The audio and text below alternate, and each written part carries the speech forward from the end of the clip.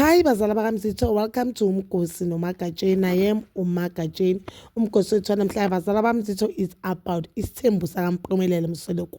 But we won't be talking about unkosikazi wakhe wokuqala or i-girlfriend ezoba unkosikazi wokuqala, which is uMacele.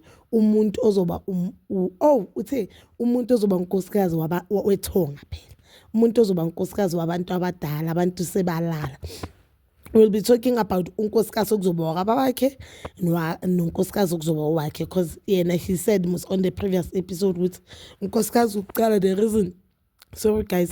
reason afuna umuntu oyi-virgin ukuthi akakwazi ukuthi unkosikazi, because then he pleased us unkosikazi ukuqala unkosikazi wamadlozi, wesi-2 wakaba bakhe, wesi-3 owakhe. So akakwazi ukunika idlozi lakhe inkosikazi okawalala nabanye abafana, guys. But-ke yazwisiseka, yazi kancane mina ngiyamuzwa, yazi umfana ukuthi uthini. But-ke indlela ebeka ngayo, I think uMpumelelo inkinga yakhe enkulu ukuthi akakwazi ukubeka indaba yakhe kahle, yabo. Akakwazi ukubeka indaba yakhe kahle.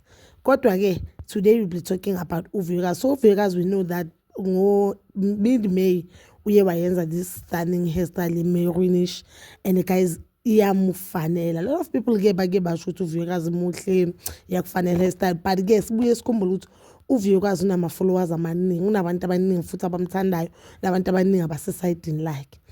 Kici 2 days back uThirelo naye nangu ayenza the very same hairstyle enzo uVuyokazi. But-ke umehluko ikhala, amasenda kuThirelo yamfanele, even the color iyenza lo mhlophe bakhe abe too bright, futhi abe more bright, abe muhle.